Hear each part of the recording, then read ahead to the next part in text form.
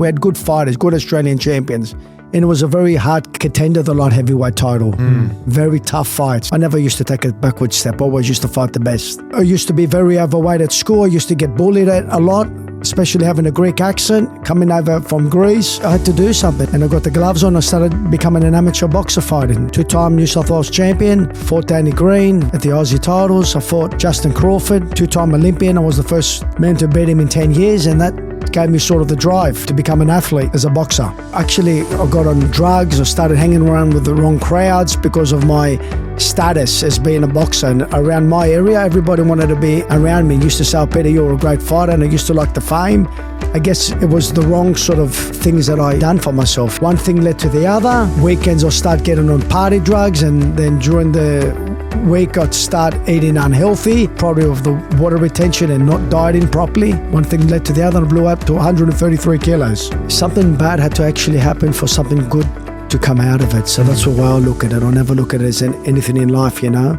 We all have our bottles and we just learn from our mistakes, I guess. We talk about holistic approach. I believe that the spiritual side is very, very important. I just want to thank the Lord Jesus Christ for actually saving my life. And I took a drug, very high ephedrine, 180 milligrams it was given by the army to stay awake. So I could feel my heart, something was happening. And I got down on my knees and I prayed to God and I said, "God, if you can save me from this time, I'll never go back in that life." So that was the turning point in me. Work when you find your way. That's the way I look at it. You don't wake up and go to work. I think it's very, very important to find your why. Work becomes easy and it flows. The truth will be unveiled, I believe, and I think God will have the last say. It will be revealed. So we just got to be patient. Don't lose our faith. It's very, very important, and it's a grind. I believe it's a grind. You know, keep fighting.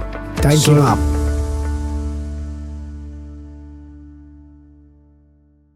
Most people train to change how they look, but what if training was never meant to be cosmetic? What if it was meant to be corrective? Corrective of your habits, corrective of your mindset, corrective of the parts of you that collapse under pressure. Real strength isn't built in mirrors, it's built in structure, discipline, and the willingness to suffer with purpose. And today's guest understands that very deeply. Peter Manesis is a strength and conditioning coach, former competitive boxer, and founder of Manesis Fitness, a performance-driven coaching system built on intent, resilience, and long-term capacity. But before the coach, before the athlete, there was a young man weighing over 130 kilos who made a decision to rebuild not just his body, but his standards and his soul. To give you an idea of the insane transformation that Peter completed, here is an extract from a 2002 Sydney Morning Herald article written about him, titled "Swapping Out Drugs, Lollies and Burgers for God and the Ring." After shedding an astonishing 54 kilos in weight, Peter Manesis can complete his transformation from trouble, causing overeating, drug user, by winning the Australian heavyweight title against fellow Sydney-sider Jason Delisle on Friday. Through turning to God, structured training, and relentless discipline, Peter transformed himself into an athlete, a coach, and family man who now helps others build strength that actually lasts. This episode isn't about aesthetics. It's about training with intent, rebuilding identity through discipline, and understanding that your body is the first arena where character is forged. Welcome to the Jacked Philosopher podcast, Peter Manesis.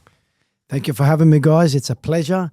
I just want to get one thing right. I didn't win the Australian title. Actually, I lost it on a split decision to Jason Delisle. So. Oh, did you? Yeah. Oh, okay. So I think that article was coming out the week of the fight. That's right. Right, yeah. So you lost it on a split decision? I lost it on a split decision. We got Fight of the Year 2001. Oh, wow. Awesome. Yeah. That's really cool. Boxing was quite prominent back then, and there were some big names in that era. I don't think the modern generation have probably forgotten now because they're all into the UFC and all the modern sort of, mixed martial arts. But you fought during a pretty big era, man. There were some big names back then. Danny Green. Who else? Who was coaching you at the time? Danny Green, Paul Smallman was back there. Yep. Phil Heath. We had good fighters, good Australian champions, and it was a very hard contender, the light heavyweight title. Very tough fights. So, and I never used to take a backward step. I always used to fight the best. Oh, that's awesome. Yeah. Because these days it seems that, people choose their fights, especially once they've got the title, then they've got the freedom to choose. Yeah. And they're trying to protect that record, the undefeated. Obviously, these days we've got the lightweights are a pretty big class these days. We saw Kambosos as well. He decided to take on the best, and he lost. But yeah, it's good to see that some of the young ones are trying to take on the best. Yeah. It's a lot better. They've got George Rose now promoting the fights. He's doing a really good thing with his brother. Oh yeah, George Rose Promotion. So I think it's a lot better now with the cameras. We didn't have all that back in our days. So. Okay, yeah. Well, we actually go a fair way back, Petro. So for those of you who don't know, we've obviously spoken about our stories through many episodes of the podcast now, but Petro has actually got a pretty significant role in our lives anyway. So us and Petro go way back, probably over 15 years. Well, technically speaking, before we were even born, because he knew our parents, before even I came into this world, and he was the first one who actually brought us into training, and is one of the original inspirations into why we do what we do. So I wanted to thank you for that, Petro, first of all, before we get into things, because as I said, when we met you and we got to know you, I was struggling with a lot of things in my life. For those who know the story, me and Nick were both severely overweight at one point, and we can really resonate with the story of Petro himself losing over 54 kilos, because I achieved something similar, and it was Petro who initially inspired that to happen. So take us back through your story, Petro. Obviously, boxing was, I guess, what gave you the initial sort of fame and status in terms of, you turning into an athlete yourself. But who was the young and early Petro before that? What got you into boxing? Well, I started boxing because of my brother. He started doing it at Daysville Police Force Club. So I used to go there and help him with doing his sit-ups and help him with his fights. And while I was there, I seen, I'll call them mentors in a way, like Glenn Kelly, John Marcetta. There was a guy called Justin Crawford. I used to look up to him. He used to inspire me, which later I'll speak about. He was the first, I was the first Australian to actually beat him in 10 years. Fighting at the Coogee Bay Hotel. It was one of my favourite moments. And I was in the gym in and out all the time, and I used to be very overweight at school. I used to get bullied a lot, especially having a Greek accent, coming over from Greece. And I had to do something, and that's why I met a guy by George Reno and Dana Billinghurst, and I got the gloves on. I started becoming an amateur boxer fighting, and two-time New South Wales champion. Fought Danny Green at the Aussie titles. I fought Justin Crawford, two-time Olympian. I was the first man to beat him in 10 years, and that gave me sort of the drive to become an athlete as a boxer. Awesome. And at that point in your life, so this was all before the transformation, right? So yeah, it's a little bit of a story here, pick up. Yeah, I started going high ranks in the amateurs. I was top 20 in the world. And then I had my 3 professional fights. Jeff Fennick came up to me after the Aussie titles and offered me sponsorships and to join his team with Team Fennick. And fight 1, I win in Melbourne. 2, I win. 3, I win. And then I went off the rails a little bit. How old were you when this happened, Petro? I would have been about 21 or 22. Okay, so you were very young when you started, and you knew that you were obviously, you were very good at what you did, and it's quite a young age to be exposed to, such a big industry, right? Do you feel, when you said you went off the rails, what actually happened there? Like, you were exposed to, obviously with boxing, there's different circles and things that you get exposed to. Well, after the fight, you always have an after party. You go out to, you meet wrong crowds, you start. I got on drugs. I started hanging around with the wrong crowds because of my status as being a boxer. And around my area, everybody wanted to be around me. Used to say, oh, Peter, you're a great fighter. And I used to like the fame. I guess it was the wrong sort of things that I done for myself, And one thing led to the other. Weekends I'll start getting on party drugs, and then during the week I'd start eating unhealthy because probably of the water retention and not dieting properly. And one thing led to the other, and I blew up to 133 kilos. And were you worried at all about your boxing career while that was happening? or- Well, yeah, I was sort of in a phase. What really, you know, I was. I had when I went to Jeff Fennick, I sort of he didn't want to know me after that because of the weight gain and I lost my mindset and my hunger just wasn't in there anymore. And yeah, something really bad had to happen to me when I was in Greece. I split my pants in a Mykonos nightclub because I was really overweight and everybody was looking at me and laughing at me, looking at my backside. And then that's when the transformation hit. I had to do something about it. So that trip to Greece was the turning point. That trip to Greece was a turning point, yeah. Yeah. So obviously you turned your life around. So how significant was that turning point to you? Like what were you thinking when, you split your pants and everyone was looking at you? Yeah, something bad had to actually happen for something good to come out of it. So that's the way I look at it. I never look at it as anything in life, We all have our bottles and we just learn from our mistakes, I guess. Yeah. And for you, Petro, as well, like obviously, this would have happened gradually, I assume. Like, so I want you to take us through that period. So, you said that obviously 21, 22, you're starting to sort of rise to fame. You're getting exposed to, all these different crowds and whatnot. And then obviously, you went through what you went through with, the party drug phase and whatnot. But how long did that whole phase actually last, before you sort of came to this realization? Probably about 2 or 3 years. Yep. And 2 or 3 years out of the boxing ring is a long time. Yeah. Yeah, like that's a lot of training because as a boxer, I was at the Australian Institute of Sport and I represented Australia on many occasions. You used to train 4 times a day. And to be out of that era 4 times a day for 3 years is a long time. Okay. Episode of the Jacked Philosopher is brought to you by Metamorph Physique, our coaching and mentorship program for men ready to transform their body, mindset, and life. We know what it feels to be stuck, overweight, unmotivated, undisciplined. That's where we started. And that is why we created a program that goes beyond training plans and diets. We rebuild daily structure, discipline, and the confidence that comes from building a physique that you're proud of. If you're ready to stop wasting time and finally take control, head to metamorphphysique.com or DM us on Instagram at George_metamorph or Nick_metamorph to transform your body and transform your life. And what else was happening at that time? So, so obviously if you don't have boxing, did you feel that you kind of lost your sense of purpose in a way, or what else did you have to fall back on? How were you making money back then if you weren't boxing? Definitely. Just living off mum and dad, I guess, and just scabbing off them, living a bad life. Yeah, when you're in that phase, you don't actually know what's happening. Yeah. Something else takes over, It's like life is going by and Very you're quickly. not in it. Yeah.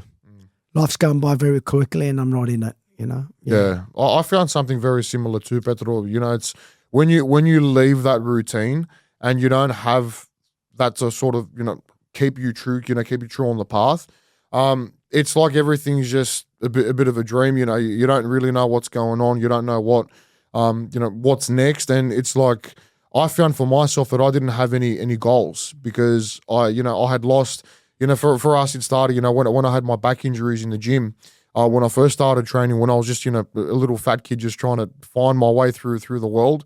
When I lost that's when I found, due to injury, that's when I found I started finding, the wrong paths as well and getting involved with, criminal gangs and all that kind of stuff. And, yeah, it feels like a bit of a dream because you don't really know what's going on until you really come out of it. Did you experience something similar? Yeah, definitely. Before we go on, I just want to thank the Lord Jesus Christ for actually saving my life. And I took a drug, very high ephedrine, 180 milligrams. It was given by the army to stay awake. So, and I knew I could feel my heart, something was happening. And I got down on my knees.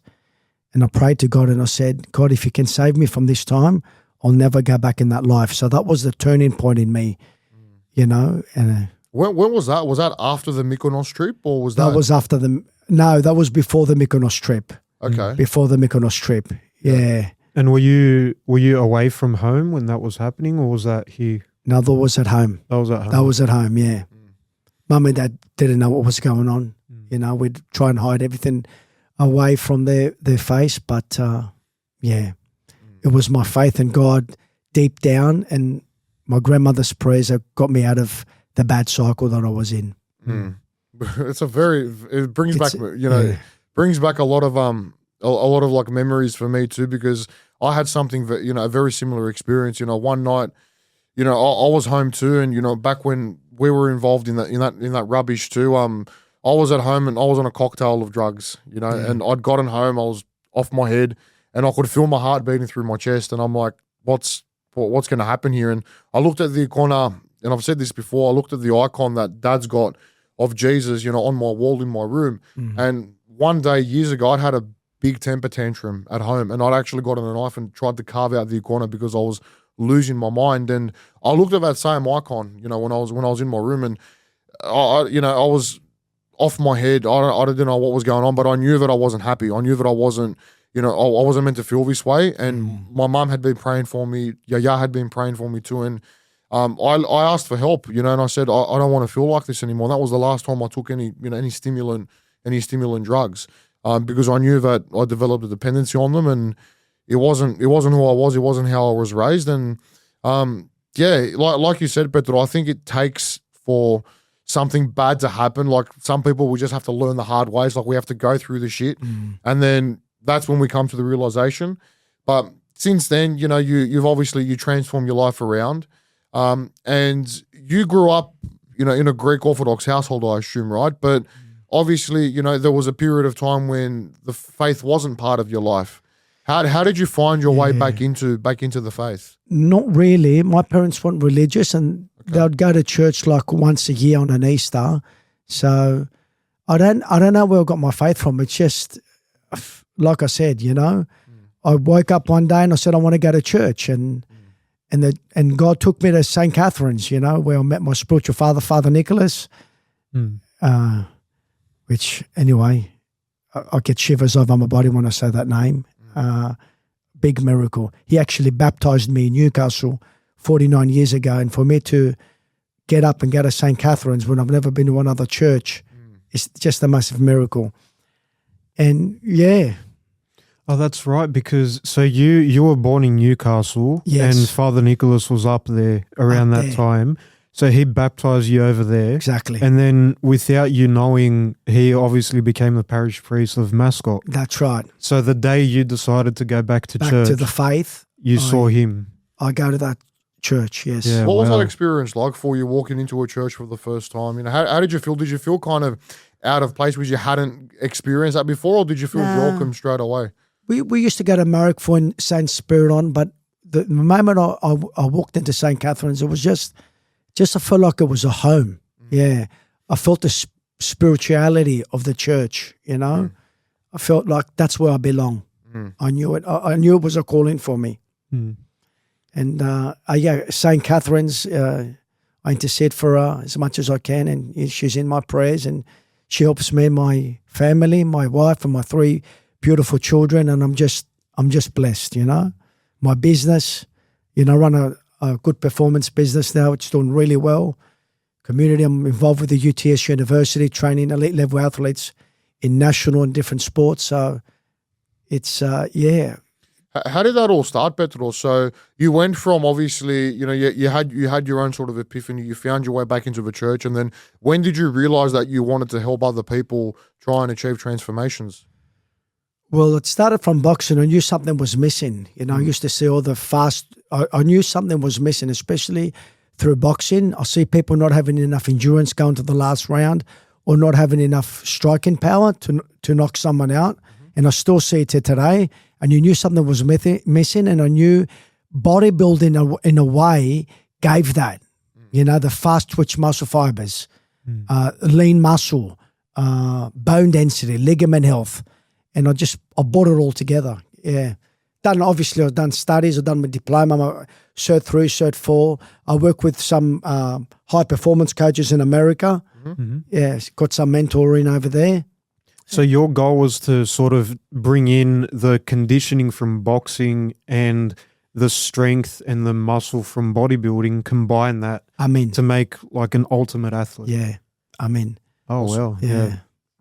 And so when you realized that, how did you go about starting? Like, was it getting into communities? So I was working for Alex Bowen Carpets, my last job, and that's where I got sacked. Actually, the way I got sacked is I pulled up the carpet and I chucked it off the 4th building, and people were watching me, and and I went to, and my boss goes to me, listen, you can't do that, but there was, it was something.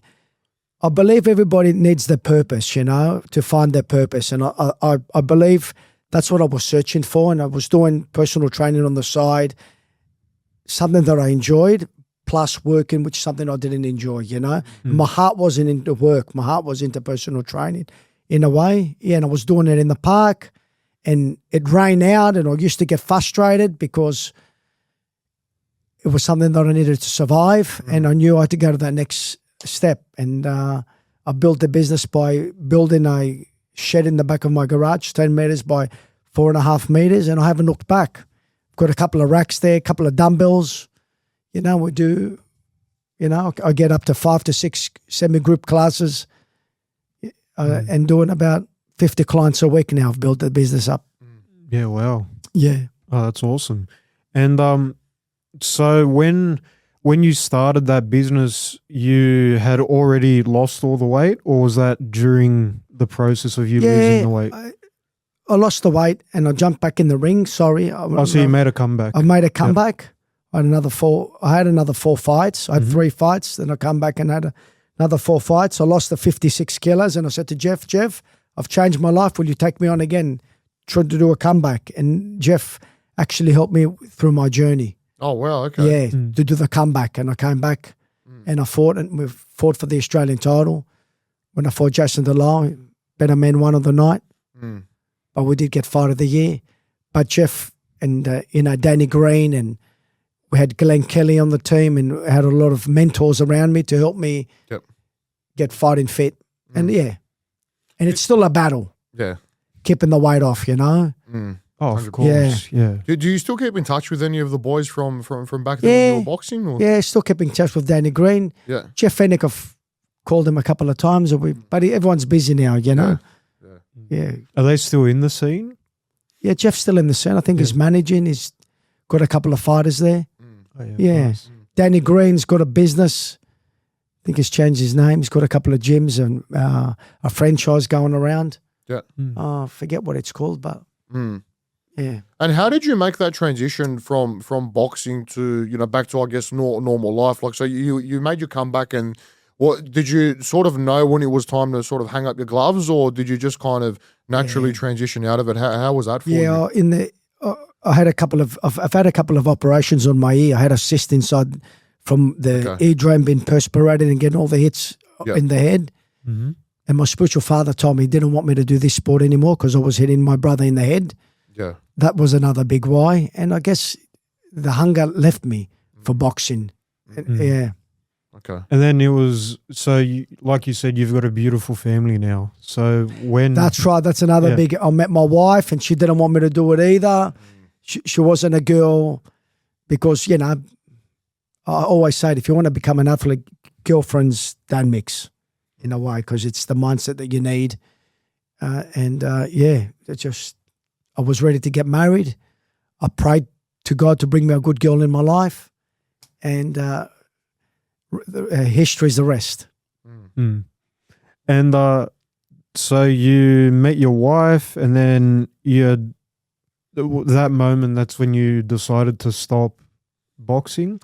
Yeah. Or a little bit after? Yeah. A little bit after, about around there, yeah. And how was it, obviously, from earlier on, the partying and all that, and the limelight, the fame that came with boxing, how was it then transitioning into starting a family?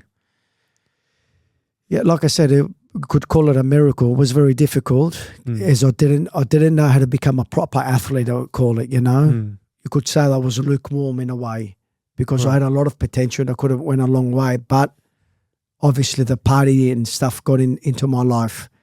And yeah. Do you feel that if you hadn't been involved in the partying and because what you said with me before, it kind of stuck with me, right? You said it's very hard to mix athletes with girlfriends and like having a relationship and making both work at the same time, but. Because I worry about this for my own future potential relationships, right? Because I'm so dedicated to bodybuilding and, I want to be the best that I can, for myself in the sport. I see other bodybuilders, they do make relationships work, or other athletes, they do make relationships work. So I wonder if it's possible to be able to find that balance if you have God in your life and to be able to have a successful relationship too, right? But then the other side of me, this is the battle that I constantly sort of have in my head, right? Because it's probably one of the reasons why I'm still single, is because being an athlete and trying to dedicate so much time to a given craft, it is selfish to an extent as well, right? Yeah. Is it possible to really find that balance if you have God in your life? Like I'm actually genuinely curious. It of course, there's a balance. If you've got a girl that wants to support your goals, I can't say why not. It's not. But like when I was doing it, boxing is one of the toughest sports in the world, you know. Early night, waking up, you got to eat healthy, 4 times a day you're training. Like, really, it's, not just that. You want to try and read, you want to self-educate yourself for the sport. Yeah, I'm not saying there's not time, but you got to be a little bit selfish. To do all that, then have time. And then you will make her upset eventually. Yeah. And then starting a family at that point. Like she might need you. You might want to go to bed, I guess at the end of the day, what's more important is, do you value your relationship enough to sacrifice a little bit of, what you can from your sport, but still manage to, because I believe you can achieve a form of balance. I think if you have an understanding enough partner of what it is that you do, then it is possible, but you do have to be willing to sacrifice. I think that's what ultimately it comes down to, right? And I mean, I haven't been in the position recently to know what that's like, to see how much I can sacrifice if it's possible. I do hope I get to have the opportunity soon.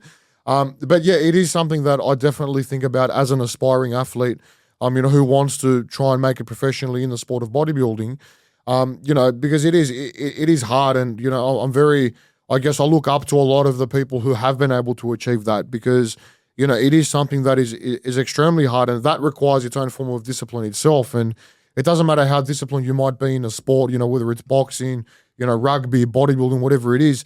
I think to be able to give time and have patience for your significant other, that requires a different level of discipline that you don't get to, I guess, practice that skill until you're actually in that situation. So, yeah, it's definitely something that I look forward to one day, trying to find that balance. But, yeah, I mean, what were we going to say? Definitely sacrifice. It's a big sacrifice, all aspects of the family, And it's not necessarily like, I wouldn't say you sacrifice your goals. I would say you're changing your goals. So there's compromise and you change your goals, you redirect it. No one's saying leave bodybuilding or leave boxing, but how can you still be involved in it while, having the family, having the wife? And obviously, Petro, you started your coaching business and that's how you sort of worked it in. And boys, like, I think bodybuilding is even harder. Because, you're looking at water retention, you're looking at vitamins, constantly eating. Yeah, it's a 24/7 24/7 training. You're not only doing your cardio, you're doing your walking, you're getting your steps up. So I call it a holistic approach in a way, Yeah, definitely. Well, it's a lifestyle, That's I think once you learn to adapt, like to what I do. Most people look at it as if it's extreme, but I've managed to find the balance to still, like we said, we were speaking about before off camera in the car, me and Nick still went up to Queensland, got to spend time with family, and that's while being able to still do my cardio, do my steps, do my weight training. So the lifestyle itself, yes, I have adapted it to fit, obviously, for bodybuilding, but I think within that, because that does become your new lifestyle and becomes your new normal, I think it'd be easy to bring someone in, I guess, who just needs to understand it. Like, they don't have to do the same. They don't have to, do my cardio with me or, whatever. But just understanding, this is what it is. And as long as I'm able to build and adapt a schedule around that, it's, I think it is. I think it's possible. Yeah, definitely. I want to talk about someone you brought up. So we've mentioned Father Nicholas on the podcast before. He's obviously who I'm named after as well. I mean, yeah. Wow, didn't know that. Yeah. I've told the story before, but essentially we didn't want, or mum and dad didn't want to give me Papu's name because he left. So they gave me Nicholas after Father Nicholas. What impact did he have on you? Oh, wow. What impact did he have on me? Just what a man. He'd never look into my eyes. He always looked down. The way he smelt, when he spoke to you, you'd listen, he brought my family together. He brought me together in a way. I'm not even the right person to talk about Father Nicholas in a way. Every time I say that name, but like you said, you're named after him. I don't need to say anymore. And another client I just got the other day, he named his baby after him. And I see people constantly going to Greece to see him, It's pretty cool how much the whole world is speaking about Father Nicholas. It's not just me. Yeah. Yeah, it's pretty amazing how significant the impact of one man can have on, on a community, because even with us, we used to go see him for confession when we were kids, and he's still the only priest that I've probably been able to speak to genuinely, and I've felt something like after having a confession, right? And people who aren't religious won't understand this, but for us, it's made a genuine difference because he's the epitome of what a leader should be, right? He would lead from the front. He wouldn't care if he spoke his mind. He only said what he believed to be true. He wouldn't throw any political bullshit that you see a lot of people doing nowadays, even within the church, which is something that upsets me. But that's one of the reasons why he got essentially exiled, right? Because he spoke his mind. But the truth. He's someone who's very, who is very special, and I think that he's had a very positive impact on a lot of people's lives, including ours.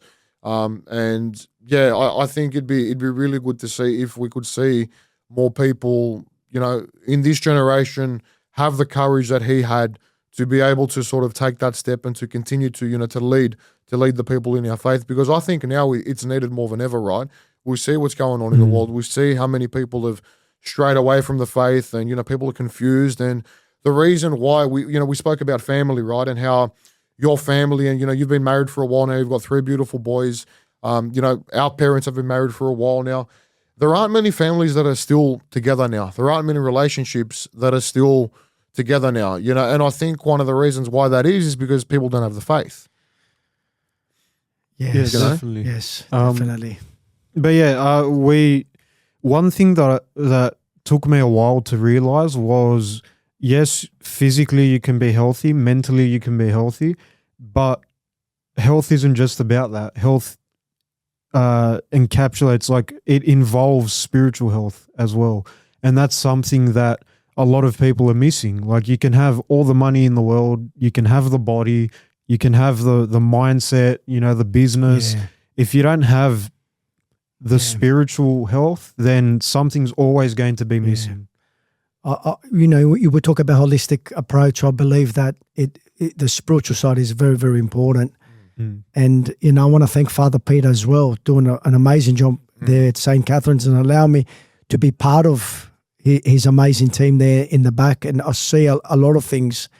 It's just mind-blowing. We have a great committee. We have a great church. We all get along. I think it's, you want to talk about mentors? I've got so many. With our president, Arthur Katsogiannis, we have, his brother involved as well, doing so much for us. Father Peter, the Philoctopo with your mother as well. I just think, Presbytera Panayota, I just think what a place to be. It's a really good community, and we feel so blessed. Like, for me, I've recently, I've told myself the excuse I don't have time to go to church, but I haven't really prioritized it. It's something that I need to really try and prioritize again, because it's the only reason, honestly, it's probably one of the only reasons why we've been able to achieve what we have, Nick. It's because of the community that we were raised in. It's the gifts that, the church gave us, all the support from people like yourself, Arthur, all the priests that have served at St. Catherine's, from, like I said, Pater Nicola, Teveni, obviously Pater Afanasi, and then now, Father Peter. We've had support. Father Arthur too, yes. Yeah, we've had support from every single avenue, possible, and I think the sense, no matter how far we've strayed from it. yeah, that's the there's other thing. No matter always how that far to- we've yeah. strayed from it, or me when I went through my, my drug abuse years ago, I knew that there was always a home for me at the church. No matter where you ended up in life, you can always walk into not just St. Catherine's, but any church, and you're gonna be welcomed. That's what I think is so amazing about our faith, and it's really something that I think people need. It's having a place of love, because that's essentially what the church embodies, right? And we're in a society nowadays where there is such lack of love, and it's been thrown, with a smokescreen of, everything is love, with the left wing definition of love, but that is not love. That's right. Because we don't actually, you can come from any walk of life. We've seen people come to St. Catherine's who are a lot worse off than us, and no one judges them. Yeah. The church is open to everyone. That's exactly and, right. and it's had a massive, like I said, it's had a massive impact on our lives. I honestly think it's one of the only reasons why we've been able to, do what we are able to do and continue to persevere, because even if things don't go well for us, God forbid, but even if, things were to fail, and we have failed in the past, all of us have, we know that we can get back up again, because we have, I believe that we can rely on the grace of God to obviously guide us through things. Yeah. And that's the most important thing, from anything, whether you're going to do boxing, bodybuilding, business, whether you're a lawyer or a teacher, doesn't matter, right? Knowing that you have the grace of God behind you to lead you and to be able to lean on is going to be the ultimate thing that's going to save us, regardless of how successful or how poor you might be financially. Yeah, definitely. So I want to talk a little bit about your day-to-day when it came to building your business, training people, building up a community. So you said just before we started recording, where were some of your first clients, right? When you first opened up your garage gym. And you talked it down a little bit. It's not just a couple of racks and a couple of dumbbells. There's it's a nice gym, plenty of equipment. And so how was that process? Yeah, I'm sort of blessed because I've got my running track outside. I've got a sled track very close, and I've got a gym. And I love the gym because there's no mirrors. The mirrors in the gym I don't like because it's a form of narcissist when you keep looking at yourself in the mirror. And because I'm an athlete, I always told my athletes to try and envision yourself playing the sport and not look at yourself in the mirror. Because I used to be a boxer. We used to do a lot of mirror work with jabbing and shadow boxing. But Johnny Lewis taught me, don't look at yourself in the mirror. You vision yourself doing things properly. So that's where that came from. Bodybuilding is the opposite. I literally critique myself in the mirror after pose. Well, there you go. You got to look at your, So say the question again, sorry. So the process of building up that community, the business. Then I've got one thing led to the other. UTS University contacted me to train the sports science students to do 80 hours with me because I'd done my level 2. I wasn't good at school. I left at year 10 because I didn't have a purpose. I didn't have a why to study. That was missing. Now I'm constantly reading on a daily basis. I'm doing 30 minutes. I'm writing as well. I think it helps me with my brain injuries as well from boxing. I'm always doing a marketing post on Facebook, Instagram, LinkedIn. I've got my WhatsApp community. I've got all my ex-clients and my current clients. It's what I do is not just about training people. There's a lot more work that goes into it. Phone calls, parents with their children in emotional state, getting ready for the sport, cries. People don't realize what we do. It's not just about training people. It's 24/7. I'm by my phone, answering emails, texting. It's. I think people really downplay personal training or coaching is, because this is something we've experienced too. When we coach, it's not just about here's your training, here's your diet plan. It's actually understanding how people react emotionally on a daily basis. I had a client ring me the other day. I won't say who it is, but he was struggling a lot with his meal plan, and he was actually, he was lying to me about what he was writing in his daily check-ins, right? One thing I tell all of my clients is just be honest with me, right? Gaftos, drapike, he got embarrassed, and he like a man, he rang me, told me, he said, listen, man, he said, this and this has been going on. I've been lying about my weight, right? Then I said, okay, talk to me, what's going on? I was on the phone with him for a good 40 minutes. That's outside of our normal training, our normal, personal training hours, if you call it that. But he genuinely needed help. He genuinely needed me to just tell him, look, you're going to experience this. You're going to go through stages in life where you're not going to be motivated, because as we know, motivation is bullshit. It's the discipline that we rely on. And he needed to hear it. He needed for me to tell him, I said, look, you need to be honest with me. You're going to stuff up. You're not going to be perfect, but it's about continuing to persevere and to make sure that we lean through times of adversity. And that's the only way that you'll succeed. But you have to do the hard work, But that's, that takes an emotional toll, on coaches too, right? Because we're constantly trying to be that emotional support network for our clients, and the general population don't see that. No. I've brought a few online coaches here now. We've spoken about this, and we're actually blessed. Nick and I are part of a bit of a community with a lot of other coaches, a lot of the young guys that are our age who are doing the same job, and we talk about these things, to each other, because it takes a large amount of brain power and, I guess the emotional connection that we need to have while maintaining professional boundaries, which is sometimes hard because you want to be their friend as well. But yeah, it's something that people don't see. It's something that's hard, and it's definitely challenging. And you'd see that too as well, working with children, because children are very emotional. That's right. So you mentioned that you work with a lot of children that play sports as well. Now, how did you go from, obviously training the clients in your gym that you have for overall strength, endurance, to then training kids who are looking to play, professional rugby? You mentioned before that your son Nicholas is playing professional rugby. Now, how did you get into that avenue? Yeah, well, Nicholas has been in the SG Bourne Harold Matthews squad for South Sydney Rabbitohs for the last years, and we had the opportunity with Chris Yates to be taken to Hills Bulls, about an hour away. My mind's just gone blank now, and we haven't looked back. He's going to be playing with men at 18 years old. Well, Nicholas started in the gym at 1 year old, and that's why I know how to train children.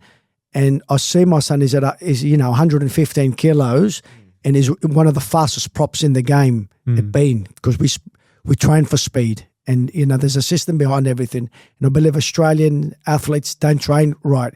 They focus too much on endurance and not enough on power and speed mechanics and acceleration.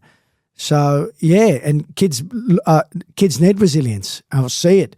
A lot of kids are constantly on the gadgets and constantly on the iPad, and I can see the shoulders. They've got internal rotation of the knees, weak glutes, and I see that's what's missing now. And it's a privilege that, and not only I can build them with a mental toughness, but I think it's the missing link. I can mentor these children to be better at sport and life in general, because I think if a strong boy or girl if they can become fast and be better in their sport by 15% or 20%, but we're going to get results in the long term. Yeah, well. Yeah. And I actually remember, so about 11, 12 years ago, the first time we trained with you, your youngest was about 6 years old. Yeah. 5 or 6 years old. And he was just carrying 20 kilo plates over his head. And I'll never forget that. I go, wow, that's a strong kid. And, all your boys obviously playing rugby league, and, it's just amazing. And their growth wasn't stunted, guys. I wanted to bring up a good point that you made there, Pedro. You said the importance of, obviously Nico started weight training at 1 year old. Now, a lot of people are going to look at that and say, oh, no, that's crazy. But I want to hear it from you, because obviously your kids and the kids that you're trying to live in proof of this, how important is it that kids weight train from a young age and actually build a good foundational strength? Very important, but you also got to get someone professional that you don't put anything heavy on the spine. So be careful when I say this, guys. With children, you got to know how to train them. The RM 1s and 3s and really heavy weights with young children, and even up to 15 years old, you got to really be careful. We focus more on dynamic warm-up. We do a lot of mobility. We do a lot of breathing mechanics. We do a lot of speed mechanics. It's more body weight stuff with light weights, and we focus on the rep range. Yeah, it's not just something easy that needs to be done. Yeah, of course. Yeah. But then when you do go through that effort and do it properly, the results are insane. Insane. Yeah.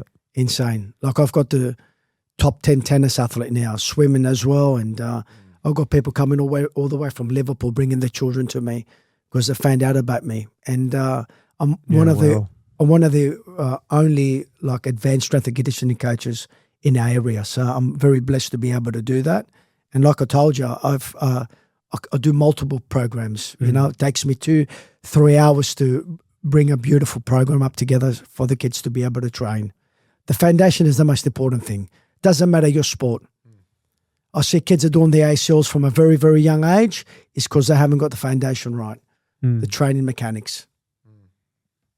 I love that. You know, it's amazing how you've managed to niche down to really, you know, because what you're doing, not many people are doing. You know, which is the first thing, right? Which, you know, is the foundation of a successful business, right? Having your niche, you're not just a generic personal trainer who says, hey guys, you know, come and train with me.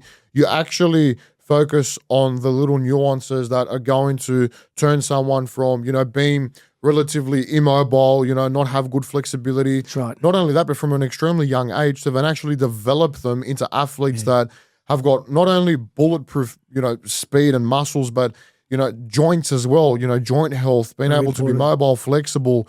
And you'll probably notice with your clients too, these kids get less and less injured, you know, in sports where we see injuries all the time. You know, is that something that you've noticed with a lot of your athletes that you've delivered? They don't get injured too often as a result? Definitely. Never get injured. They're very strong. They're very confident. You know, I just, prime example is my son, Nicholas. Fearless, especially on the rugby league field, being a very difficult sport and still playing dominant position, being the prop. So I see it a lot. Yeah, and if kids can learn to get rid of fear and become strong in a way, I think it's, you know, it's living proof. Oh, definitely. Yeah. And one thing that I always remember you've been saying all these years is find your why. Yes. How important is it to find your why? I think it's very, very important. You don't work when you find your why. That's the way I look at it. You don't wake up and go to work. I think it's very, very important to find your why. Work becomes easy and it flows. You know, I think business, military, and sports very similar. If you can find your niche and look, I'm here. Like you know, I'm privileged to see you two boys where you have been and where you've come through. You know, you're talking about university degrees. What you've done, boys, I'm very proud of you. And it's like I said, it's a privilege to be on here. You know, you've had some big names on this podcast too. So, and I mean, you're like, that's just living, like we're living proof of the impact that a good role model can have on people. You know, coming from where we came from, you know, obese, going nowhere to, you know, both of us competing in bodybuilding. George has done multiple shows now. It's, like that journey obviously didn't happen overnight. We had our first training session with you when we were 13, 14 years old. So, you know, it's a decade-long process, but you're like the things that you taught us and what we learned from you, that has impacted us over the last 10 years. And these are lessons that we'll never forget. Yeah. And that's, you know, what has helped get us to this point. How important do you think it is for children to have that bit of, you know, hard mentorship? Because obviously, you know, different ways to parent kids and, you know, what kids need. You mentioned before that they need to be taught resilience, right? Now, a lot of kids in this day and age don't train. Like you said, we see them just with gadgets. That they don't know how to have conversations. They don't know how to interact with people. A lot of them don't have a lot of respect either, right? We see young kids, they're little, you know, they don't have much respect at all when it comes to talking to adults or even interacting with each other. How important do you think, you know, raising them as a father of 3 boys yourself in an environment where, yes, they have the freedom to obviously do their own things, but at the same time instilling them these values which are going to be able to teach them resilience, right? Walk us through that. How is your strategy to be able to bring up boys in this environment? You need good values, first of all. And like you said, you can't lie to the children. They've got to know the truth about the church and about being married, about training, staying away from bad crowds. And I think a child needs a guide, very important, like a mentor in a way. And the good thing with me is, everything you want something good in life. It's discipline, unfortunately, and it's very important that we install this in the child, and they're guided through the right way. My children grew up in the church. I know they don't go to the church anymore, but I thought that was a very important part of my children.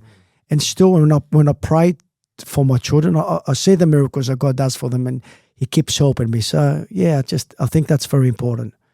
And there's nothing, my kids grew up in the gym. I think that's good. They always remember that, and they still go to the gym now with their mates and train. So it's good in a way, I bet they're the strongest one out of their mates. Well, yeah, they're strong. Yeah, Very strong. yeah. When we talk about strength, what does a strong man mean to you? Love God. Love God. Yeah. I think that's a good one, and be loyal. Be loyal to his wife, to his family, to his children. I think that's very important, I've got 3 beautiful children, and I always do wrong by them many, many times, and my wife, but I believe you got to keep getting up, yeah. Would you say showing that, I guess, lowering that emotional barrier make yourself vulnerable in a sense, right? To be able to be vulnerable in front of your loved ones, I think, is something that a lot of, I guess the old-fashioned men, or, the men of the 40s and 50s would, stray away from, because I think, we have to always carry the burden and everything and whatnot. But, you said show love, right, and love God. That means for a man to be able to, obviously lower his ego and to be able to show vulnerability. Yeah. I think that's something that's very important nowadays, because at the end of the day, especially, the women in our lives, right, they want us to be emotional, for them, or to at least show that we have that, capability of understanding on that deeper level.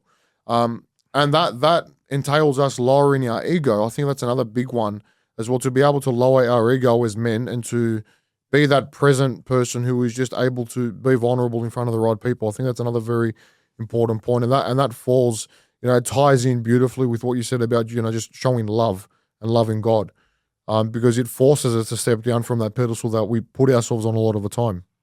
Oh yeah, definitely. Yeah, definitely. Yeah, we live in very difficult times. Unfortunately, you can see what social media is going to impact. You got AI, all that's happening now. Our children, and so I just think you need that superpower to take you to the next step. Would you say that is the key to success in all areas of life? No matter what's going on around? Yeah. Definitely. That discipline you need, good work ethic. It's a lot of stuff, yeah. I think, well, as you said, it's just having good morals and good values that you can't let go of, because I think what's trying to happen now, like, we've seen, in the news, especially at the time this will get released, we would have seen all the stuff that's happening with, the Palestine and Gaza. There's riots in the streets. There's, there's all these agendas going on. Now they've got the stuff that's been released about all the Epstein files and all that crap. Stuff which we already knew about, but now everyone's all of a sudden surprised. Yeah. But, it's like there's so many different natures of evil out there that are trying to, from what it seems like, just strip us morally of the things that we have had instilled in us for a very long time, right? All these things we believe anyway, they're all acts of the devil, right? Because they are trying to attack us emotionally. Yeah. They're trying to break down the family unit, That's trying to, do all this in the name of equality, in the name of everyone is equal, and that's not the case at all. Yeah. They're trying to separate people even more than ever. And the only people, as you've said, that seem like are going to actually persevere through these times and to come out the other end and stay the same are the people that believe in God. Because you can't change those values. You can't sit there and dissect different parts of what we're taught through our faith, right? Because they're so solidified in there, and they've been like that for 2,000 years now. So I think that's very important, that obviously the men and women of today are true to their values. They stay true to them as the world is forever changing, because, and as a parent, you instill those values into the next generation. Exactly. Yeah. And what you said, was amazing. And you said, Adaxa, even though your boys might not go to church as much, I don't go to church as much anymore either, but you've done the work, you've done the initial foundations to instill those values, and they're never going to forget that. Yeah. So it doesn't matter how far the world goes, if something that modern society decides to deem normal that we know isn't, right? Yep. Even your boys are going to be like, hang on, that's not right. They'll always have that because that's what we've been taught. That's why me and Nick are so grateful that we've been so awake and open to everything that's going on. And, we've been like, nah, man, I said, I don't care what happens. We're not doing this. It's like, even when the whole COVID thing happened, right? I don't care what people's opinions on this are, but we refused to get vaccinated. We said, we're not doing it. I don't see a need for it. We're healthy. We're fine. Yeah. We've never had COVID before. We don't even get sick. We don't even get sick. So, there's we need another show for that one. Yeah. That's a whole season talking about all the stuff. People are so quick to forget about all that, though. Yeah. The truth will be unveiled, I believe, and I think God will have the last say, and it will be revealed. So we just got to be patient. Don't lose our faith. Absolutely. Very, very important, and it's a grind. I believe it's a grind. Keep fighting. Don't give up. I'm curious, what does training mean for you now? Because obviously back then you were training for a specific goal.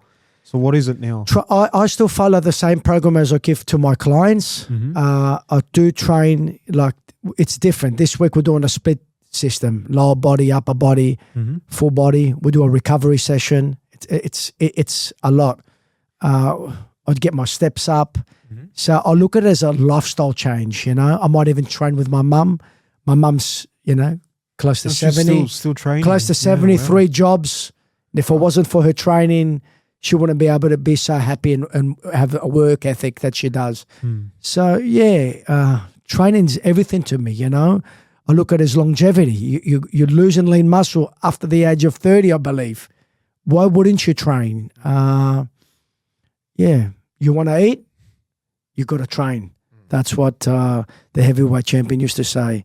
What's his name? Said, So, what advice would you give to the kids of today, Pedro? This is something that we ask every guest, at the end of the podcast, just as a bit of a, I guess, I don't want to call it a motivational note because it shouldn't be used as motivation, but it should be used as direction. It's a lesson, Right, as a lesson. What, to the kids of today, obviously, with your experience, not only in the professional realm, but obviously working with kids and knowing what their psychology is like. For the young men or the young boys and girls that are out there that are trying to find their way through life, potentially looking at, starting to do some form of discipline, whether it's a sport, whether it's an instrument, whatever it is, in order to keep them on that right path and to keep them going without giving up, as we know so many people easily do, what advice can you give to them moving forward if they are looking to aspire to achieve something? Wow. Where do I start? Find a good mentor, first of all. Good mentor that will mentor them towards the goals, their family. Try and find their purpose, their why. Look towards the long-term goal. What